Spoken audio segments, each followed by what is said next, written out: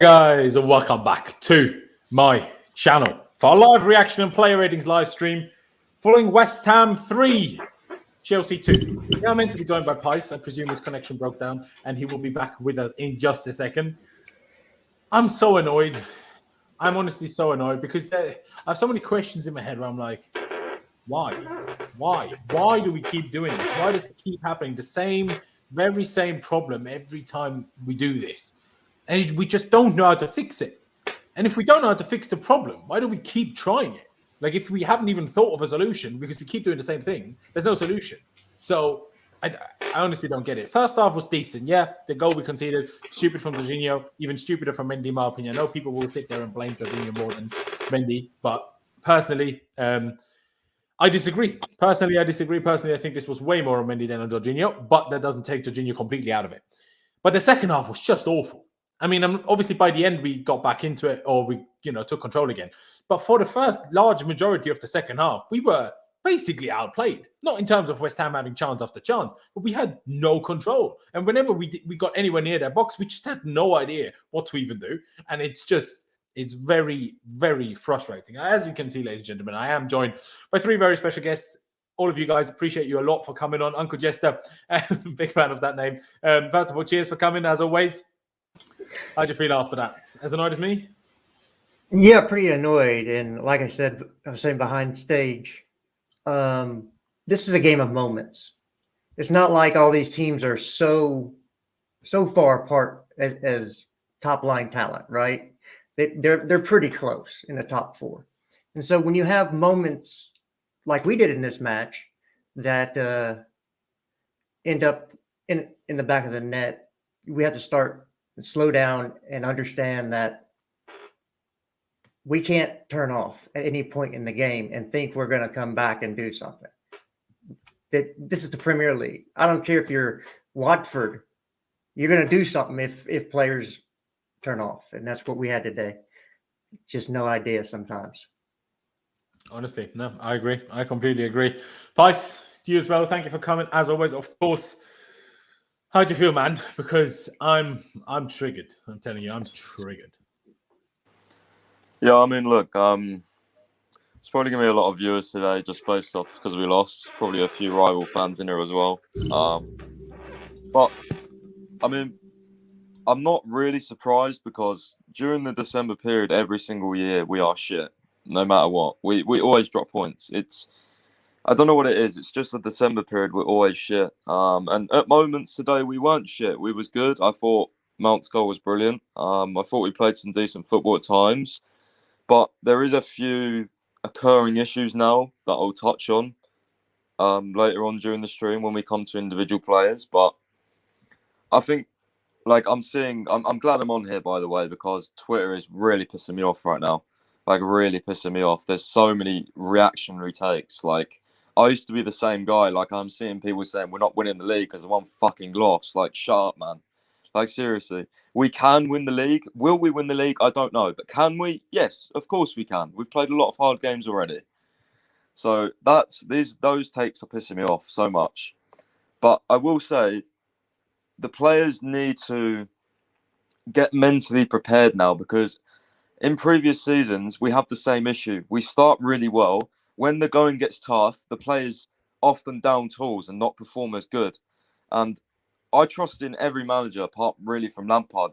Like, I trusted in Sarri to turn it around because I saw what I liked. I trusted in Conte to turn stuff around when we was poor, but then again, that didn't work.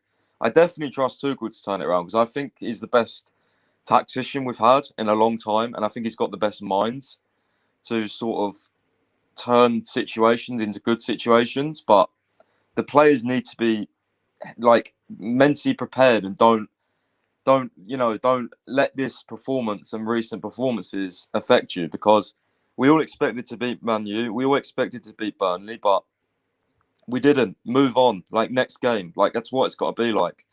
So if we focus on this too much, then it will affect us in the long run.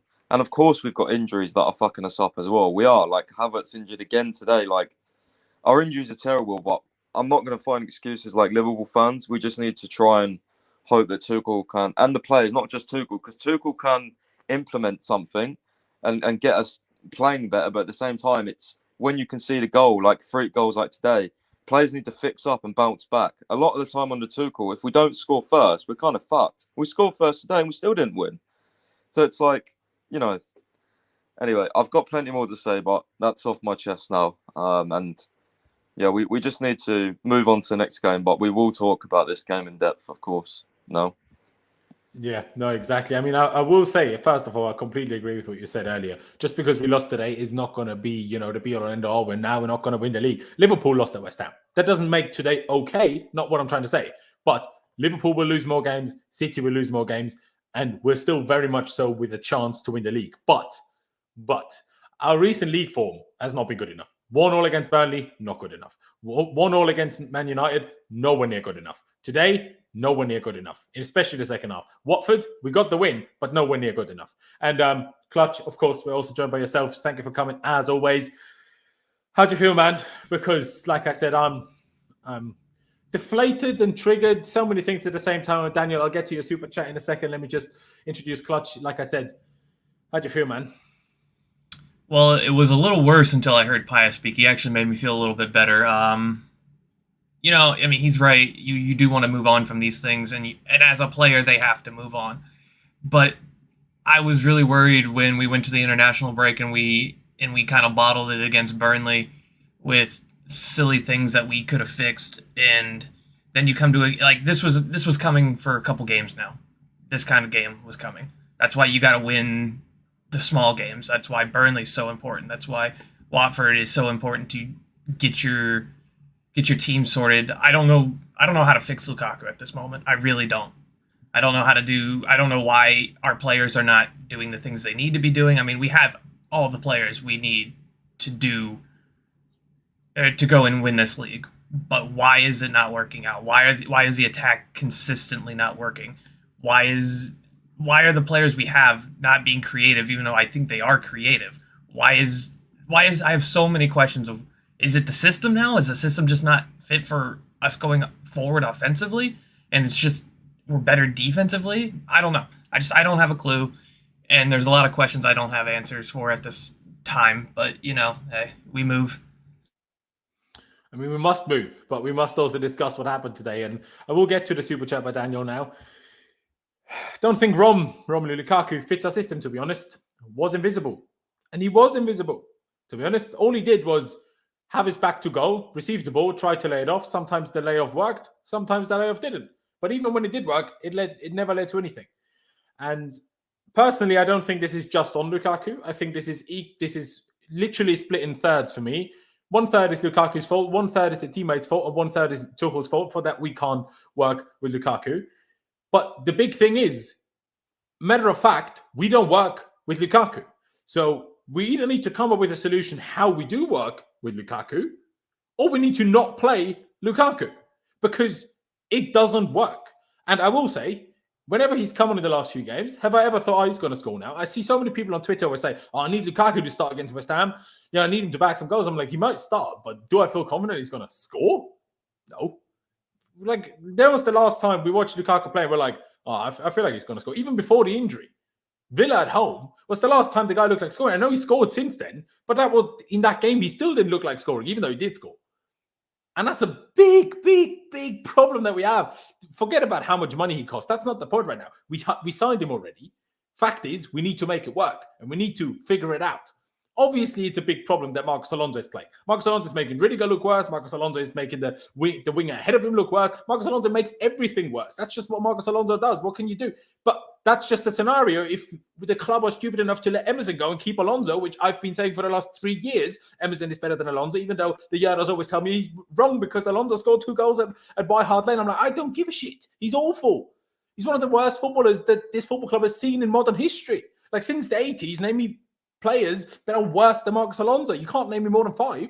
I mean, sure, Winston Bogart maybe, sure, but he didn't even play enough to be as bad. Name players that have as many games as Marcos Alonso and are this bad. It's ridiculous. It's absolutely ridiculous. I'm not saying Emerson is the greatest player of all time. Clearly he isn't. But it's not difficult to be better than Marcos Alonso, is it? But today isn't even all of Marcos Alonso because Rudiger needs to fix up. Thiago Silva, even though he's clearing off the line and scored a goal, his passing was off his head today.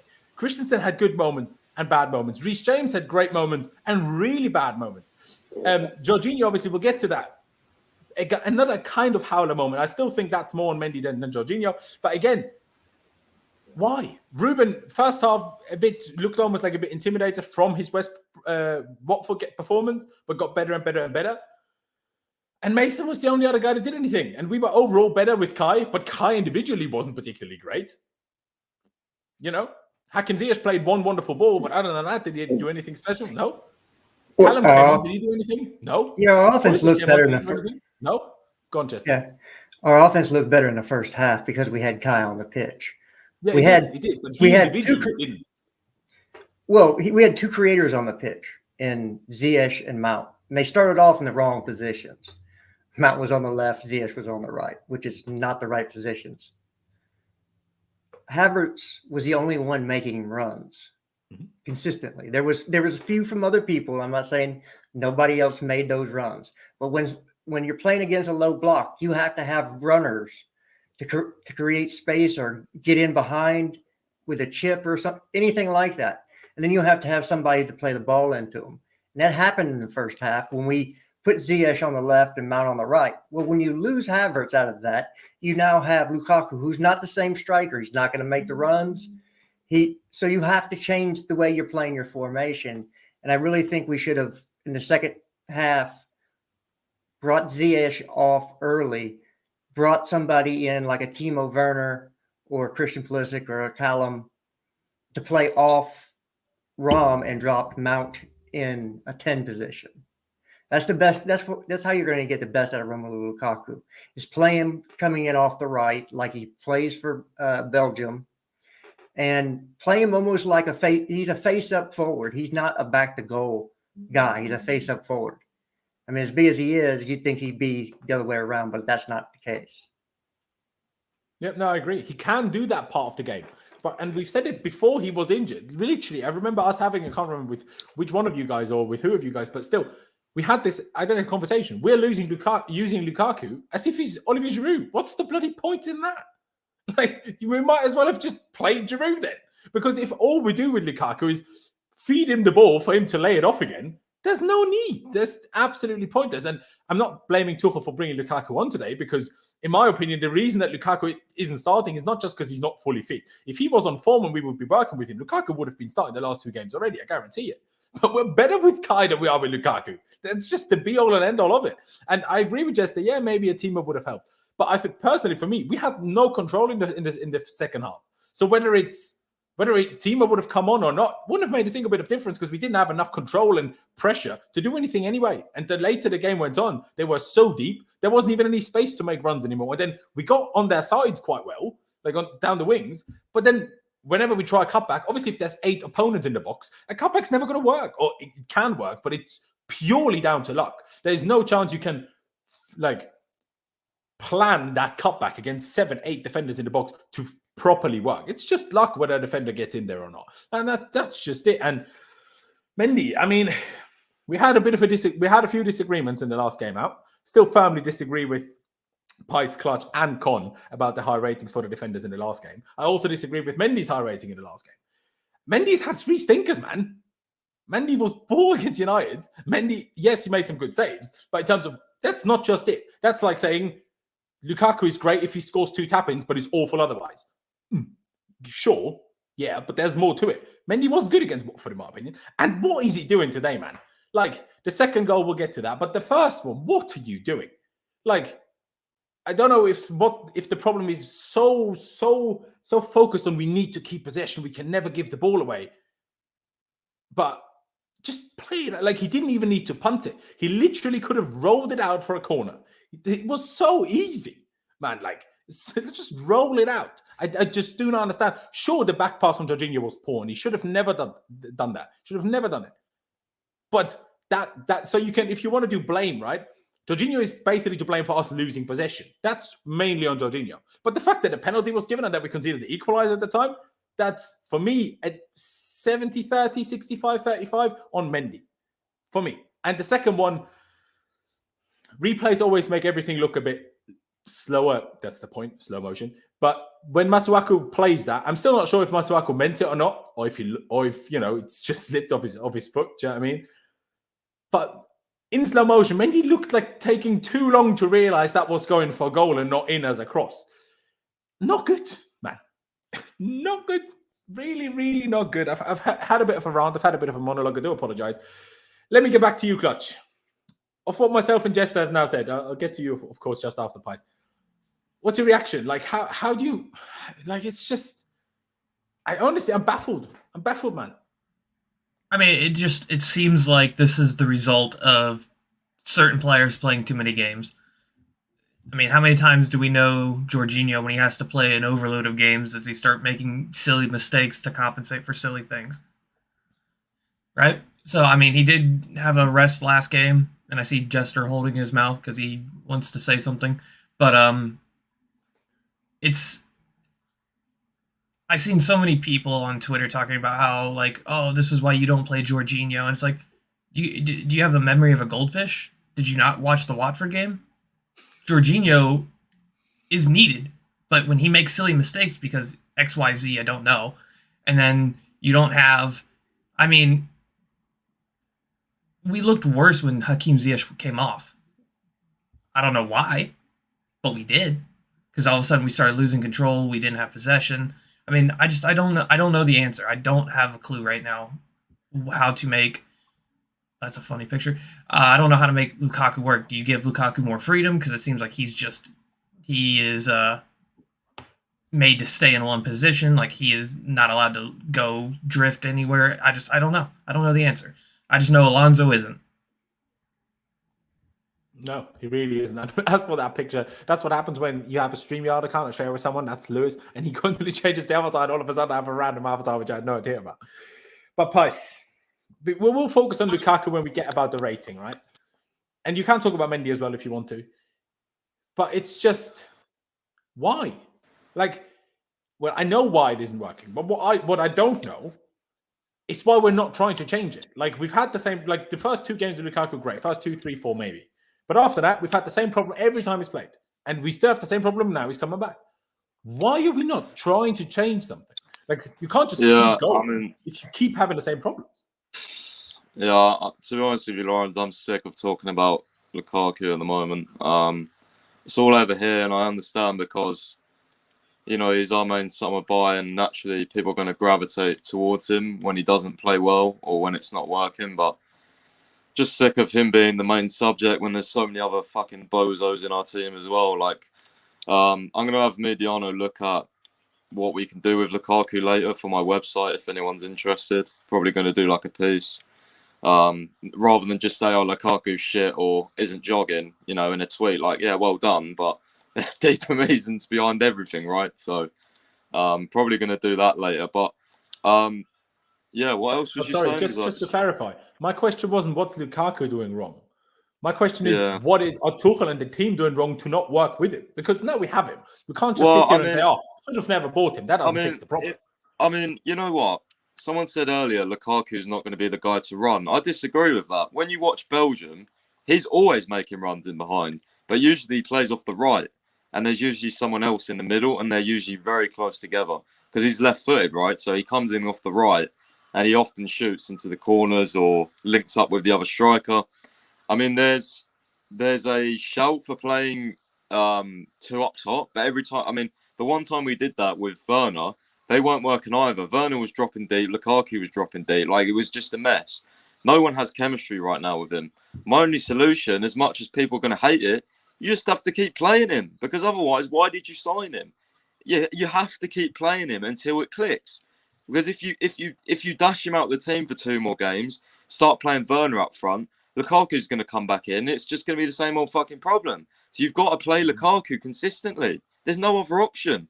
That's how it works, or might work. And if it doesn't work, well, then we're fucked. And because if we then keep not winning, then we're not going to win with Werner. We're not going to win trying to win the league over trying to make Lukaku work. We're not going to win with Werner either. If Havertz's injury is serious, you have to play Lukaku. Pulisic at false 9 is a big no for me. Like, who else is going to play up top? It's got to be Lukaku.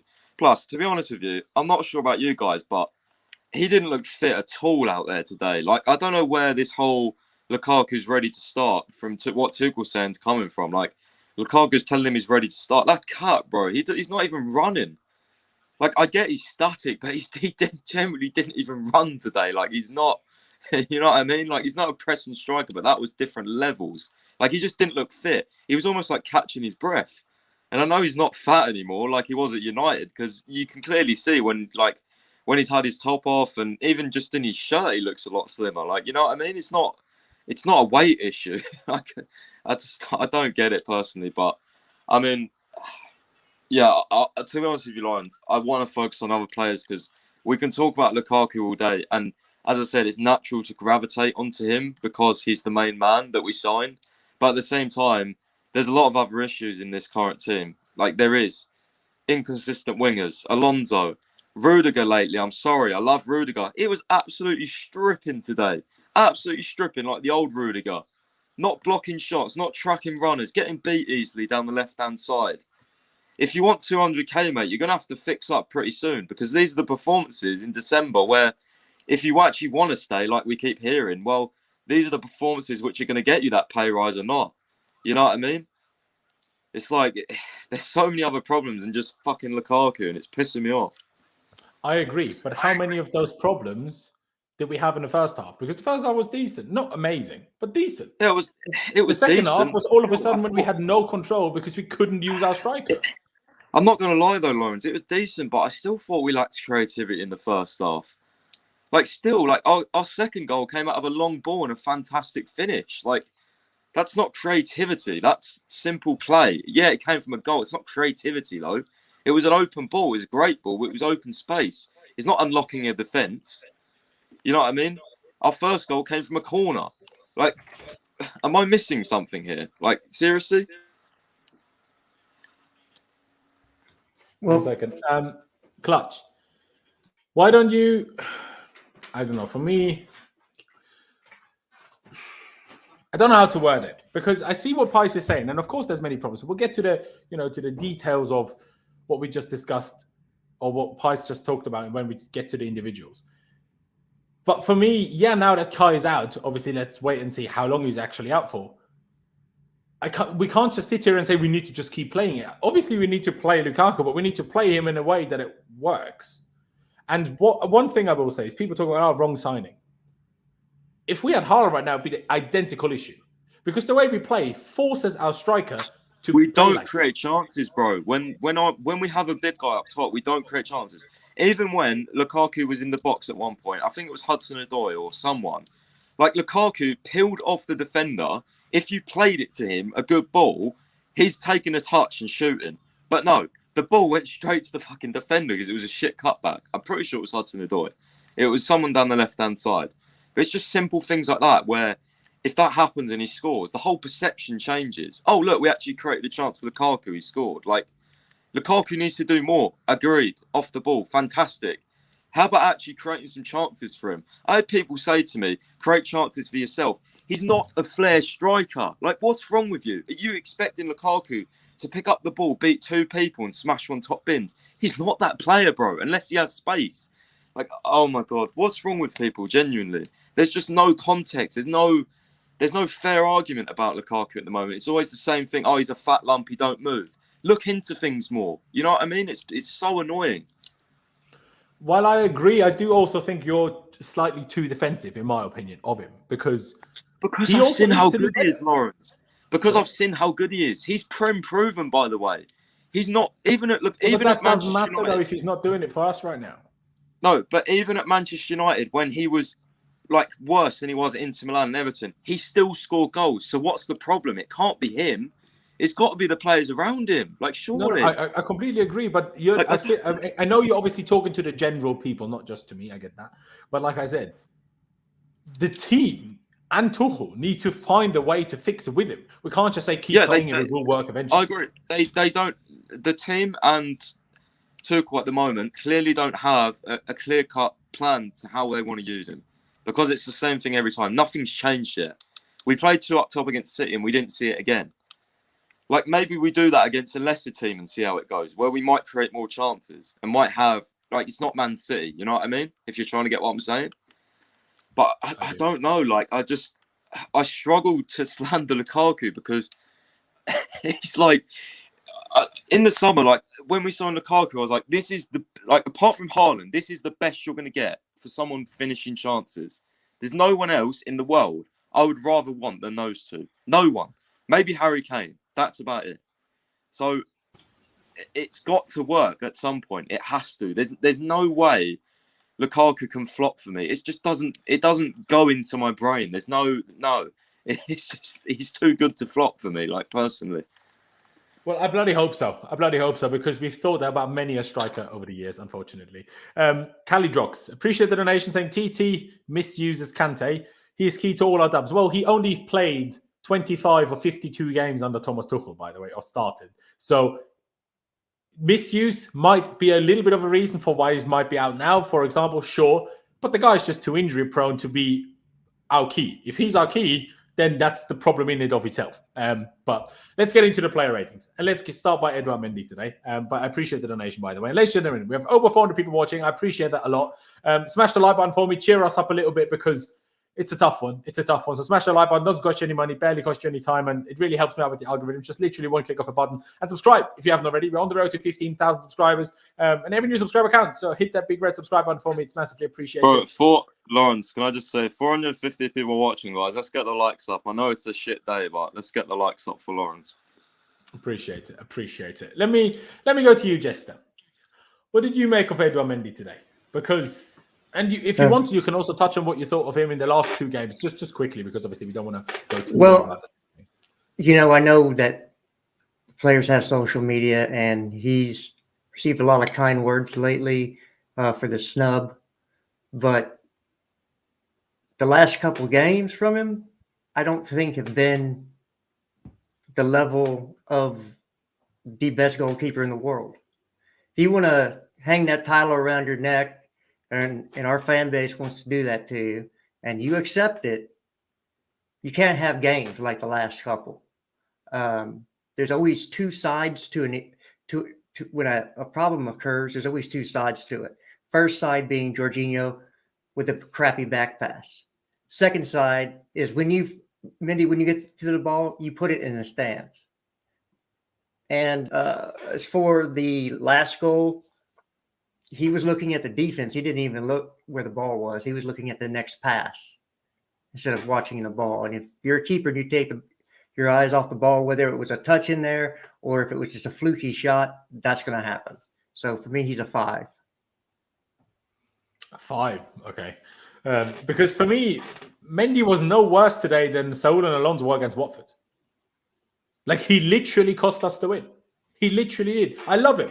And I actually agree with what you said, Jester. It felt like the fact not winning that Yashin Award or the Best Goalkeeper Award and not being in the top 10 like Donnarumma was, felt like it gave... Maybe I'm completely misjudging. I'm not saying this is fact. I'm just saying it just didn't feel himself in the last two games. It just really didn't. I don't know if he's, overdoing things, or I really don't know. But hey, if Jester says 5, that's a 5 for our democratic rating in the end.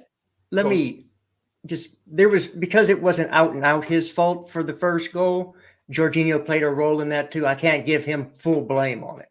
He played his side of it, but I can't give him full blame for that. The last goal, again, fluky thing.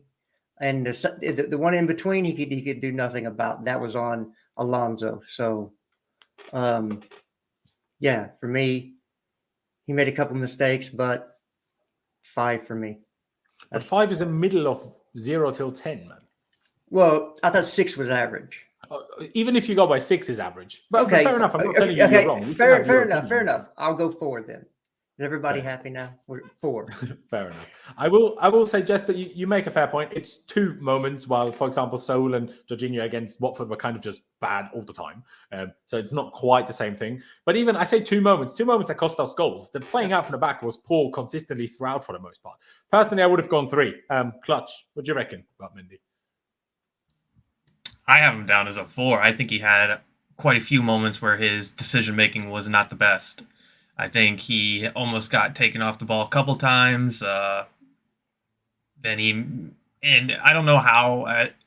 I guess I do. You're a keeper, I get it, but he literally had the guy to his back, and all he had to do is just push it out. And I don't know how you didn't do that. To me, I agree with you that it's more Mendy's fault than it is Jorginho's. Jorginho still made a bad pass, but at the end of the day, Mendy could have and should have dealt with it. And we should have never even had that first goal. That first goal seemed to give them confidence, and that's what kind of triggered a snowball effect. Yeah, I agree. So you would have gone 4 as well. Fair enough. Pice then, what do you reckon? 3 for me, just simply because the last shot I think he should have saved. I've seen Mendy make really good reaction saves before, and I thought that one was poor personally, especially watching back on the replays. I slightly disagree with you guys on the fact that Mendy should have booted it out. On further replays, I think if he goes for the boot, I think he personally takes the attacker out anyway. He was too close to him. Not boot it. Just play it out for a corner. Who cares, man? I don't know. Maybe. He could have I'm not literally sure. just flicked his ankle and just rolled it out because he had Bowen under enough control to hold him off. The only reason Bowen got ahead of him was because Mendy tried to push it forward to clear it. So if he just kept the ball in that position, Bowen can do nothing about it. Mendy's too big. So just roll it out for all a right, corner. but the thing is, no one who I spoke to so far has mentioned the corner. They just said kick it out wide. So I was like, because people are idiots. yeah, but anyway, my rating's still a 3. I thought he was really poor today, and it's so weird because like he's just been world class for us since he joined. Truly has, but people have off days. Jorginho had an off day. A lot of people had an off day. Just hope these off days aren't. Well, let's hope they are actually off days, and it doesn't continue consistently because previous December periods it has. So let's just hope things get better. And by the way, one more thing. His distribution lately is really questionable. I don't know what's happened with him, but he just doesn't seem comfortable on the ball anymore. I don't know what's wrong. There's a few times where he kicked out of play today or kicked it straight to an opponent. Like, I don't know. It's a bit weird lately. It really is weird. It really is weird. Let's move to the centre backs. Let's start with Christensen, who, while not scoring and having a goal line clearance like Thiago Silva in terms of average overall play, I think was probably the best of the 3. I'm not saying he will get the highest rating because Thiago obviously did score and did have a goal line clearance. But I think Christensen was, in my opinion, dealt impressively well with Antonio whenever he had to. Got bullied a lot less than I would expect him to get bullied by Alonso, by Mikel Antonio. Not because I don't expect a lot from Christensen, but just Antonio is big and good as well. But yeah, Christensen for me, pretty decent. I don't know. I mean, I think at the end, when Bowen nearly made it 3-2 already earlier, he was kind of caught in no man's land. But again, a bit because of Rudiger, because Rudiger steamed forward. So Thiago had to push left. Christensen had to follow through. And then James didn't come back in. You could argue it's the wing back. But obviously, I didn't see the replay well enough and look and pay enough attention to James early enough to see wasn't he too high up the pitch in that moment by the time Rudiger pushed out so that he could have even made that cover. But on average, I would say, I don't know, 5.5 because we lost, something like that. Like, decent. But again, the passing from the back, I know you guys didn't criticize it enough, in my opinion, against Watford, but similar issue again today. Play out from the back, man. Christensen, you're good at it. Try a decisive and a risky pass every now and again. That's me. I go back to you, Pice. What do you make of Christensen? You know what? I thought he was actually really good with Antonio. I'm not gonna lie. I even said in my chat he's dealt with Antonio very good today. Yeah, I didn't really have a problem with Christensen. I can't lie. So, what would you rate him then?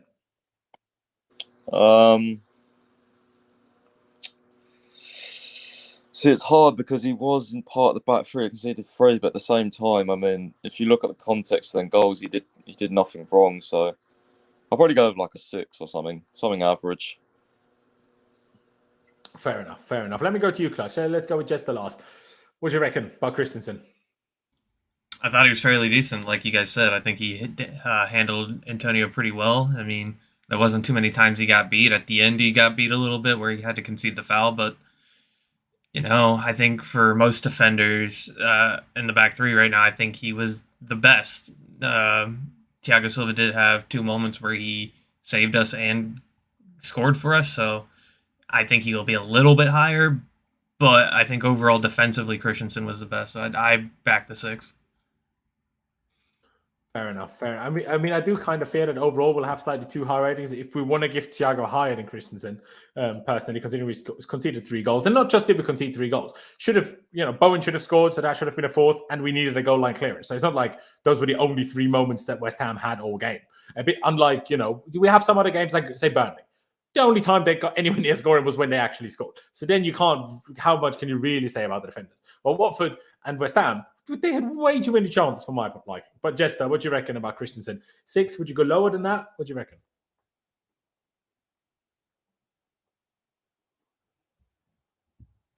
Stupid mute. I said 5.5. He was good. He was better than. He's probably the best pure defender in the game, but didn't do anything impressive. But we shipped 3 goals from a defense, so you can't score him. You can't score him average. So the closest you can get is 5.5. Exactly. So now we have 2 5.5s because that's what I'd go with, and 2 6s. So, ladies and gentlemen, the chat will need to help us out. What do you reckon? Just put in 5.5 or 6 in the chat. If you go with anything higher or lower, you're kind of disqualified because that's pointless here. So please do either 6 or 5.5 and help us decide between the 2, because it's it's a tough one. So we can actually move on, because especially when we have these bad results, which we just talk too long before we actually get into the ratings, then we take way too long for the actual ratings. 5.5, 5.5. Someone said 5.4. Okay.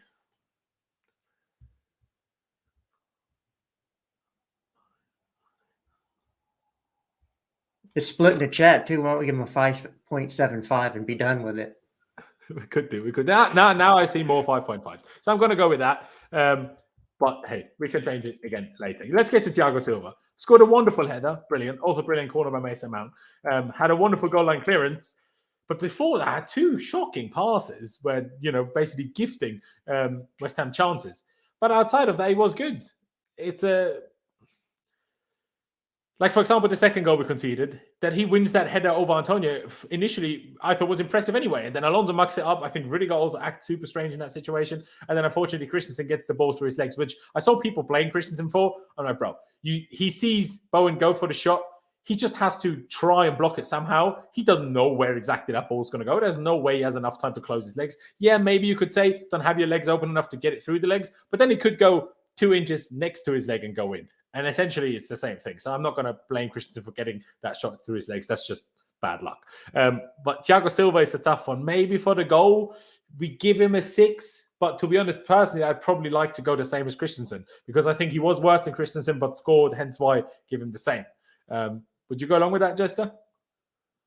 Yeah, for me, it's a 6, just because of the goal line clearance and the header kind of mitigate the 2 bad moments. He had 2 good moments versus the 2 bad moments.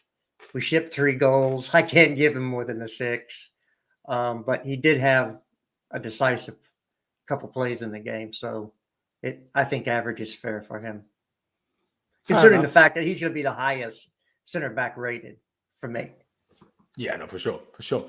I'll go with you next, Pice. What do you reckon, Thiago Silva? How much does the goal, kind of counter the overall defensive performance that we had as a team?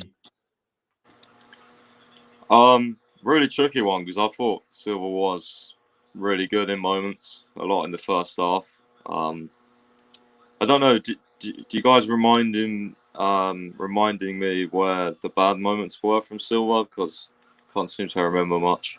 Well, early in the game, he passed it straight to West Ham twice, and they had chances. It didn't come from a goal, which was all right, though. Sure, but Seoul didn't cost us a goal against Watford either. Yeah, but come on, I think with the goal line clearance as well, that was a really big moment in the game early on. I won't give him nothing too high. I'll give him a 6.5, because I thought he was our best defender, and he made 2 crucial moments in the game, which were not so big in the end, but could have been big and were big at the time. So I think we have to praise that. Fair. Clutch. What about you then? I would probably go with a 6. I think the only reason he gets 0.5 better than Christensen is, he got us a goal and then saved us a goal, which could have been a lot different of a story if he didn't do that. I mean, I think Christensen was better defensively, but I think Thiago Silva's still, at his age, coming in, he made a couple wayward passes in the beginning, and then he cleaned it up after that. So I can't fault him too much after that. Fair enough. Like I said, I would have probably given him the same as Christensen still, but we have 2 6s and 1 6.5, so 6 it is. Let's get to Antonio Rudiger, and I'll stick with you, Clutch. What do you make of him? Do you agree with what Pi said earlier, that he's been struggling the last couple of games? But also, how much of that do you put down to having Alonso compared to Chilwell next to him? I think a lot of it comes down to Alonso being next to him. I think he has to overcompensate. He has to change his positioning because Alonso is as fast as a Tonka truck. He's not going to be any help if somebody gets by him. So he has to let runners go. Sometimes he has to make stupid, silly decisions to decide who he wants to track, who he doesn't. I mean, he's been really poor. I mean, for me, he's probably, what do we have Christensen as? I'd probably say a 5 today. I mean, he was really, really poor today. I agree. I would go along with the 5 by yourself as well there. Pice, let me go back to you. What do you reckon, Antonio Rudiger? Would you agree with a 5? And again, similar question. How much of him struggling do you think it's a 5? A 5 is way too high for Rudiger. He was shocking today. I'll go with a 3. I thought he was terrible. Really, really higher bad. than Mendy? Are you crazy? Wait, what is Mendy? Well, the other guy said 4, so we had to go 3.5 overall. Oh, okay, yeah. I mean, Mendy's a 3.5. I'll give Rudiger a 4 then. He was still shocking. Okay. Really bad. Okay. So to be honest, I don't even disagree. I know I just agreed with Clutch already, but no, you say that. Kind of agree, in all honesty. But yeah, we'll get to it. Just quickly, for the second goal. Initially, I thought Rudiger stepped over the ball. When I saw the replay, he didn't. But do you think Rudiger should have done better there as well? Obviously, Alonso should have. Yeah, We'll get to 100%. 100% he should have done better. In what way? He was stripping so much today. Like, generally, people were getting past him so easy. And that's the one thing with Rudiger that never really happens. He's usually so dominant in 1v1 situations. But down that side, like, yeah, of course, I have to give, him some leeway because of Alonso. But still, like, they would just get, like, I don't understand. They were getting in the way of each other. Like, there was no, like, positioning between them both. Mm-hmm. Like, it was just, like, sort it out, guys. Like, seriously. I agree. I mean, I mentioned it when we were done with Rudiger, but I actually think I might lower my own rating for Mendy because to be honest, I think with the 2 mistakes like that, to be honest, I think 3.5 is too high. Like, we have to be fair with how harsh we are sometimes on Alonso and how harsh we are, or well, at least the last game against Seoul. I don't think a 3.5 is anywhere near no enough for Mendy. But let's finish Rudiger first. I'll go to you, Jester. What do you make of him? I say I'll go to you, Jester, as if you weren't the only one that's spoken yet. My bad. Well, for the second goal for me, I put that on Alonso primarily because you cannot allow Bowen to get across to you there. Because Rudiger, I want to say, was there somebody in the hole there, a midfielder? That maybe that Rudiger was had his eye on. And you just can't be out muscled by Jared Bowen in that situation. He's got the same first name as me. Okay? It's like me getting across Marcus Alonso to score. You don't see that happening. So Alonso pays the Alonso tax to Rudiger and he gets a 4.5. Holy shit, Laurenz, I've just watched the goal again. Rudiger literally swiped his leg when it bounced to him, and then that leads to Bowen having a shot. So 100%. But he didn't touch it though. Like, there's one angle on the replay. I also thought that initially, but then you see another angle where you see it actually is in front of him. So I'm not sure if he could reach it with like in quick reaction. That's why I'm not sure. That's why I asked you the question as well earlier. But you said 4.5 now. Clutch said 4, or did you say 5? You said 5. Yeah. Well, I guess 4.5 it is then overall. Fair enough. I think I will lower my own Mendy rating from a 3 to a 2 or 2.5. I just think it was bad. And this doesn't now make him a bad goalkeeper. I've seen Manuel Neuer have awful games. I've seen, well, to be honest, I'm not sure if I can remember Petr Cech having bad games for us. I'm sure he had, but I'm not sure if I can remember them specifically. But I've seen Ter Stegen have it. I've seen Oblak have it. I've seen Donnarumma have it. So that doesn't mean he's not bad. But I will lower my own rating. So overall, it's, no higher than a 3. Sorry. If we lower Mendy, I'll also lower Rudiger, I'd say. Probably like a 4 or 3.5. I've been talked down. Okay. Shall we lower the other 2 then as well, or shall we stick with Christensen and Thiago? I'm okay with the other 2. I don't No, know. I think it's fair where they are right now. Fair. Let's get to let's do Reece James first. It's an interesting one. I saw a lot of people in the chat already complain about Reece James the crossing. I agree, second half crossing was poor, but then there was also the cross he had for Kai in the first half, which Kai, in my opinion, should score with, to be honest. I know his heading is not his best thing in the world, but he's actually good at heading, so I think he should have done better with it. And that was a very good cross, and there was a couple of decent crosses as well. Defensively, there was good moments. There was one lovely moment where he, pushed Rice out the way, or a few other decent moments, but not as good as we're used to. But I genuinely think, as much as it sounds counterintuitive, because he plays on a complete opposite side of Alonso, I think the reason Alonso is playing is also why Reece has been worse in the last couple of games that he played against United and today, because he has to be a bit more careful with where he goes, because he knows Alonso on the other side can't cover it. So if then neither of the wing backs get back, then we're in big trouble. So I think, and also it stops him from being a bigger goal threat, because there's been no good crosses ever since Alonso played from the left side, or at least from Alonso at least. So I think that's partly why James struggles in terms of at least offensive effectiveness, shall we say. But I don't know. I'd probably give him the same as Christensen. For me, 5.5. I mean, if some people want to go 5, that's okay with me as well. Maybe 6. But anywhere between 5 and 6 is where I'd go. I don't think it was good enough for much more than that today. Clutch, what do you reckon? I would probably go with a 5. He lost possession 20 times, which is the most on the team. His crossing was really bad. I think he had 9 crosses and only 1 was on target or actually received by anybody. I think he's still suffering from whatever he had, his ankle issue or whatever it was. And he didn't seem like he was the normal James. He didn't influence the attack very much. He did have a couple moments, like when you said he chased that guy down, Declan Rice, when he chased Declan Rice down and muscled him off the ball. So I would probably go with the 5. Fair enough. Jester, what do you reckon, Reece James? Well, this is how I'm kind of scoring the last couple, because Alonso's name was brought into both of them. So every time Alonso's name is brought up as maybe that's why he's playing bad, I take a point away from Alonso and give it to the person we're talking about. So for me, Reece gets the 6 because of the Alonso tax. So if you don't want Alonso's score to go down, we might want to get to him next. We will go to him next after Reece for sure, mate. But what did you give Reece then, though? A 6.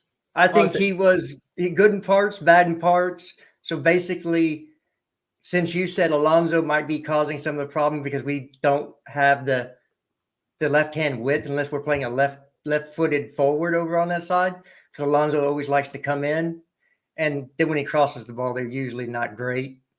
So Alonso tax from a 5 for James. Alonso tax makes it a 6.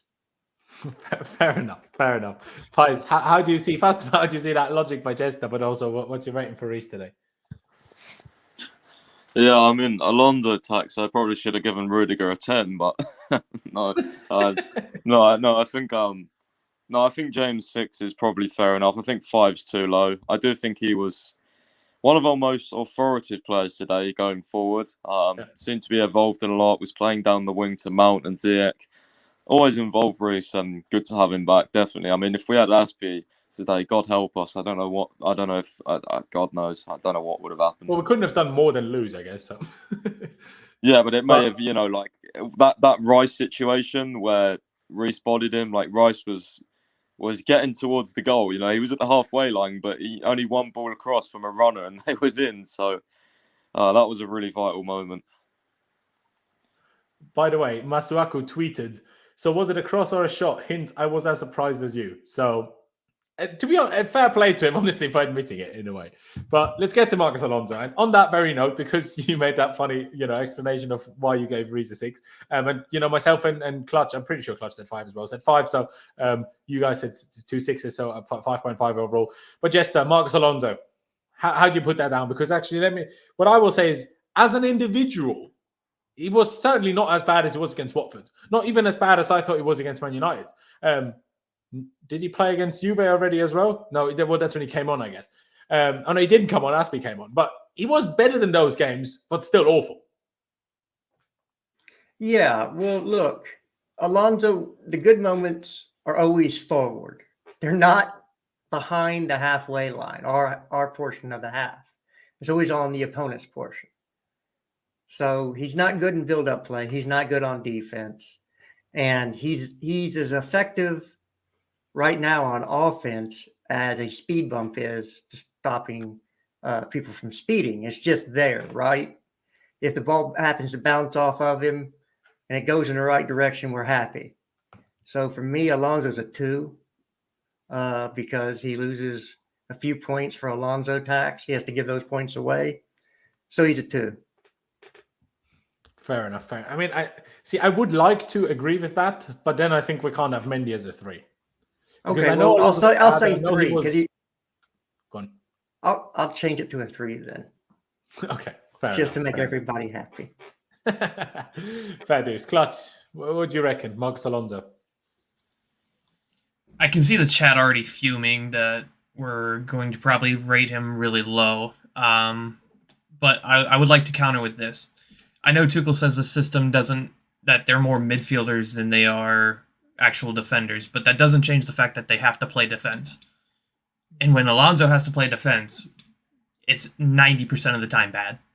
It's hardly ever makes a good challenge, hardly ever is in the right spot, hardly ever is doing the job that somebody who plays defense. Cho was much better defending than he was. Think about that. That's how sad it's gotten. It's not that he wasn't like as completely awful as he was, because he didn't give up the possession 30 times this game. It was only 11. So he fixed one of those problems, but at the same time, defensively, he was shocking, and he makes people around him worse. And when you make people around you worse, like, you just, it's not fair to him because he is so slow, and that is just like a hindrance to him. But at the same time, when you're defensively compromising in a team that doesn't really give up goals, and now that you're back in and now we're giving up goals left and right, it says something. I would go with a 3.5 because I still think Mendy was at fault for the loss today. So I would go just a little bit higher, but at the same time, I'm not going to sit there and go Alonso much lower than that. He was still not good, though. No, he really wasn't. Pice, what do you reckon? 3 probably. Probably the same as Mendy. I'd agree. Yeah, I don't know. Just useless as always, to be honest. Couldn't cross, couldn't take on a man.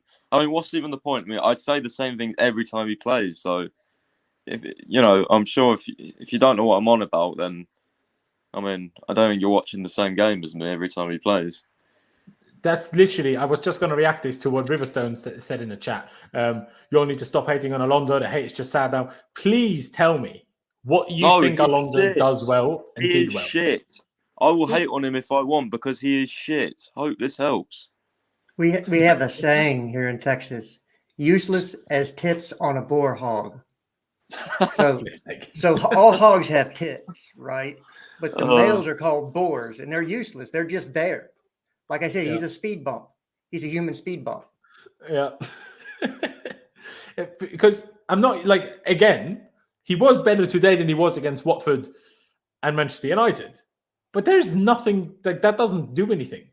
Matter of fact is, Kufal had him on toast every time he attacked. Bowen had him on toast every time he attacked. He's also, in my opinion, mainly at fault for the second goal because Thiago actually wins a good header over Antonio. And Alonso is number 1, too slow. Number 2, too timid. Number 3, just half backs out of it and loses that like touch to make it roll and go across the box to Bowen. But like the guy couldn't ever go past any of their defenders when he tried.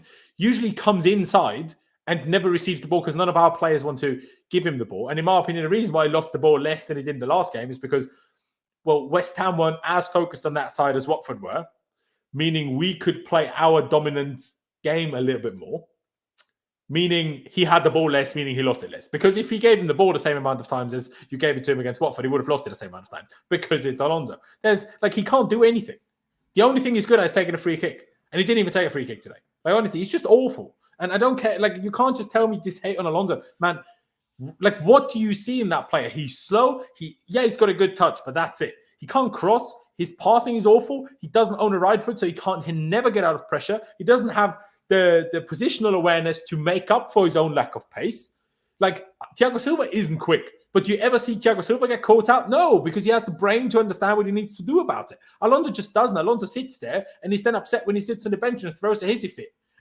When Lampard, subs him off. Do you know what I mean? Like, it's outrageous. I can't understand how anyone keeps trying to tell me. What did he do wrong today? Everything, bro. Everything. We had zero from him. He got beat every time he was attacked, and he never beat anyone when he attacked. So what did he do good? He did everything bad. What are you talking about? Did I just see in chat that he didn't cause a goal today? Well. Go on. Did I just see in chat that he didn't cause a goal today? Because that second goal was like mainly his fault. Yeah. It was. It was. And I so literally King, that's just not true, bud. I literally tweeted out my lineup because I wasn't on a preview show yesterday, and I said for the left wing back, anybody but Alonso. That was my choice at left wing back. Literally, I don't care who it is. Pull somebody out of the stands, just don't play Marcus Alonso. Yeah, there we go. I agree. Let's get to Jorginho because that's going to be an interesting one. Because Jorginho was bad. Wasn't as good as I would like to see him. I mean, Thomas Tuchel, according to Pies here in the private chat, and he also tweeted it, has apparently been playing with hip pain for a fair few games now. Now, I'm not going to give that as an excuse because if that's the case, I want Tuchel to say that beforehand. It's easy to say that after. He's been playing with hip pain. Sorry, but that's not how it works. You can't just say after he's been in pain for a few games now. That's why he's bad. He didn't say it when he played well. By the way, Jorginho was great, even though he has a painful hip. So I'm not gonna let it go quite that simply. The back pass was poor. Was he that bad otherwise? I saw someone say in the chat earlier, went backwards too much today. There could have been moments where he could have passed forwards a bit more. Maybe that's true. I'm not 1,000,000% sure if I'm being totally honest with you. But he certainly wasn't good. And I still part of the goal, in my opinion, is his mistake. I'm going to give him a 5. I don't think it was as bad as Rudiger. I don't think it was as bad as Alonso. But I do think it was worse than Reece. I do think it was worse than Christensen. And I do think it was worse than Thiago Silva. So I'm going to go 5. But that's it for me. That's it for me. Who shall I go with first? Let me go with you, Jester. What do you make of Jorginho? Yeah, I don't know about the hip pain, but he's certainly been a pain in my backside the last couple of games. That's 2 games on the bounce that you've played in that you've made a Jorginho mistake. We act like this is out of the blue. It's never happened before. You can harken back to that dark age known as Lampard ball, where Jorginho, or even under Sarri, there was moments against big teams on big days that Jorginho had a mare. And he's had it two times on the bounce now. He needs to fix up whatever's going on. If you're not fit, I do understand that. But, this is big boy time. Put on your big boy pants. Got to come to play. 4. Fair. I don't think a 4 is too outrageous either. In all honesty, who shall I go with next? Let me go with Pice. What do you reckon? 4, 5? Would you go with something different? Yeah, I think a 4 is fair, to be fair. If this hip pain's true, then great, because that means he's probably going to get injured soon if he keeps playing. I mean, I'm trying to think who the hell are we going to play against Zenit? I mean, Saul's probably going to have to play. Maybe Barkley. I don't even know. Someone, surely you're not going to play the same 2 in like 3 or 4 days' time again. Like, fucking hell. It's So we just play orange. Tuesday, It's by the way, or so Wednesday? bad. I think it's Wednesday, isn't it? I think so. But There's a few still, like, days I'm in just, between, to be fair. it's very worrying. But yeah, today he wasn't good at all. One of Jorginho's poor games. Although I will say, what did limit him? That stupid referee. How he gave him a yellow card for Declan Rice kneeing in the head. Like what are these referees? If he didn't get a yellow card, it probably would have been a completely different game. It wouldn't have to be so reserved. You know what I mean? Like, it's just stupid, these referees. It can completely change his game and how he approached it. But yeah, no excuses. On the ball, he was poor. And yeah, he got dominated today. I can't lie. So 4. Fair dues. I'll go to you, Clutch. And one thing I forgot, because our last stream was for the Watford game was so long. I need to mention it now, even though we're a completely different game. That referee, David Coote, has risen to the same level as Anthony Taylor. How Ekong was not sent off for literally sent off with a second yellow, for literally purposely throwing Christian Pulisic into the advertising board, and people that, try running into an advertising board. It's basically as hard as a normal ball is. So if you don't have an advertising board around, just run into a ball and see how nice that is. And he didn't even give a foul. I can't remember if we got the throw in or if they got the throw in, but he didn't even give a foul, let alone should he have sent him off. But regardless, besides from the point, completely agree. I'm not even sure. I don't think it's just Rice knees him in the head. I don't think it's quite that, because Jorginho, clearly pushes forward to kind of, get into it, as players do when they try to like push the over foul. But it's clearly a foul by Rice before that anyway. So like I cannot understand this. But fair enough. So we have 2 falls so far. I maybe would have gone 5, although you have made me slightly reconsider to at least a 4.5, maybe 4 as well. But Clutch, what do you reckon, Jorginho? What do you make of him? Jorginho in these last couple games has not been doing that same progressive passing for when we were giving him 10s and 9.5s and whatnot. He's been not, I don't know if it's just the space isn't there. I don't know why he's not passing the ball. Like those progressive through balls that he's been making that have been basically giving him man of the match. I think he was really poor today. I'd probably go with a 4 probably. But also, I don't think he got the yellow card for getting run over. I think he got the yellow card for going over there and screaming at the ref. Oh, no, of course. Or holding it with his hands when he was so sure that he was fouled. And it's basically handball, right? Obviously, he didn't get booked for that. But the point is still that it was a foul by Rice. So it should have never got to that point. But let's get to the forward. Let's get to Hakim Ziyech. I pointed him this way. Obviously, it started like this. But when Mount scored his screamer, which is the biggest positive we had today, it was that way around. So that's why I decided to put them on screen this way around. So let's do Hakim Ziyech first. I didn't think it was half bad, to be honest. Obviously, the ball for Mount was wonderful. Other than that, once when Ruben... I'm an idiot. I forgot about Ruben. How could I? My bad. Ruben it is, before we get to Hakim Ziyech. Ruben. I said it earlier already. First half.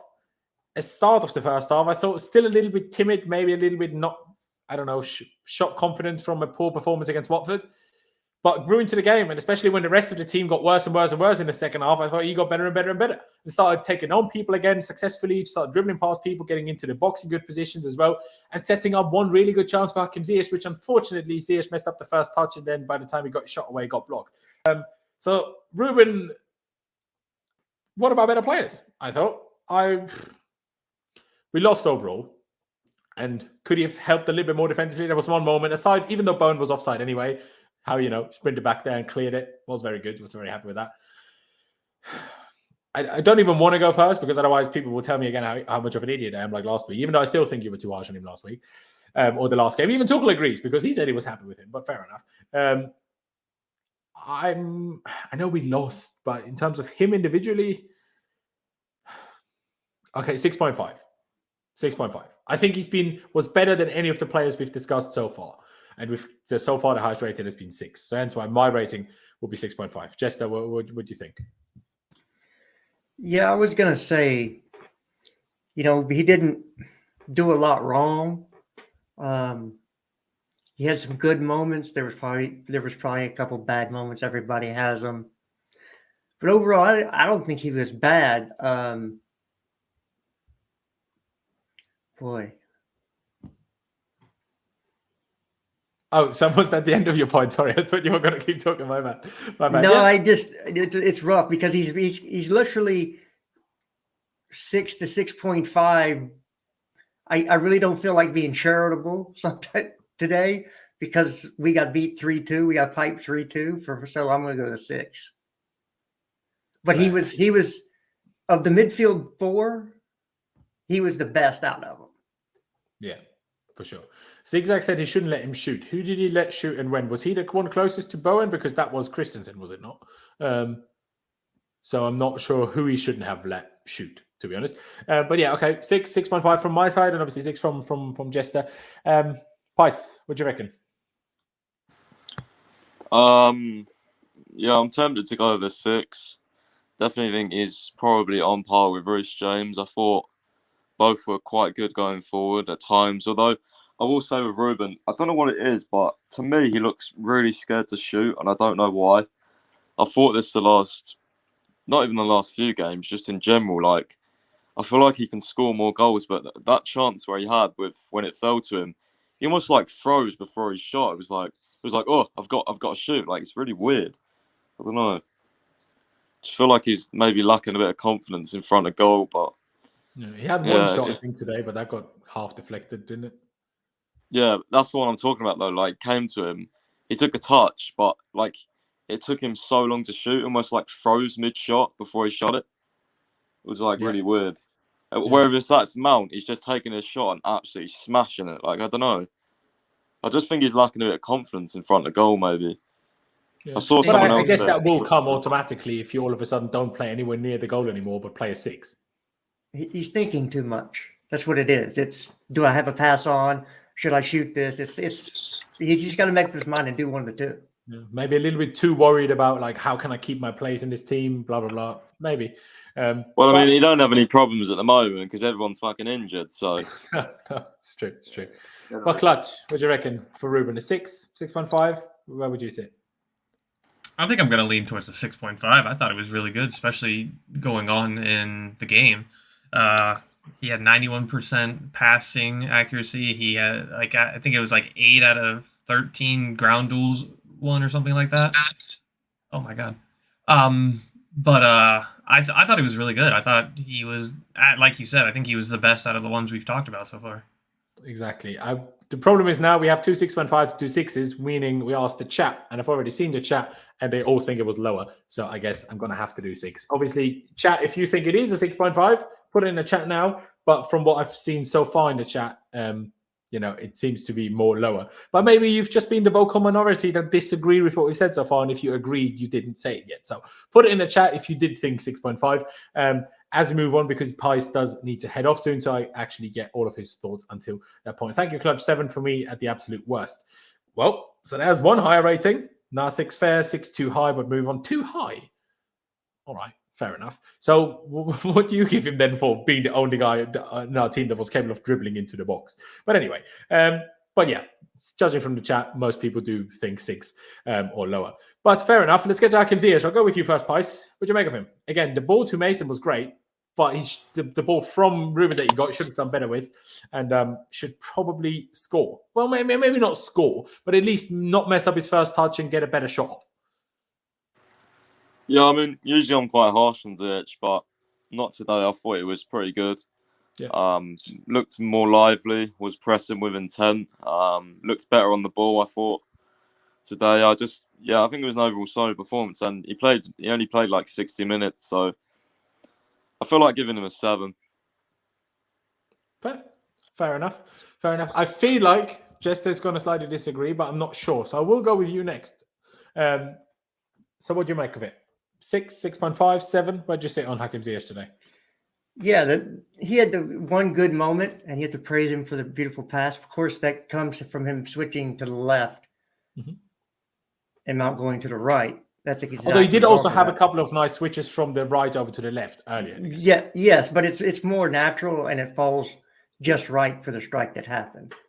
Beautiful left foot in, falls right on his right foot, which is the right foot he needs to be on. Correct foot, I should say.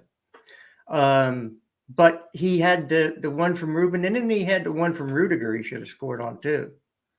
Rudiger was coming down the left-hand side, and Hakim was to his left. Oh, no, I think Rudiger overhit that pass, personally. I still think he should do better with it. Maybe. Yeah. It might be overhit, but you're Hakim Ziyech, right? You got to do a little bit better there. So 6.5 from me. Fair. And Clutch. also, Okay. let me just finish this off. If we're going to play a right-footed left back or left wing back, we have to have a left-footed forward attacking player. I agree. Clutch, what do you reckon? 7, 6.5? Where would you sit on it? I'm going to lean more towards a 7. I mean, I didn't see much of him, but I think the things that we did see were positive. I don't think he could have done much better with the Rudiger pass.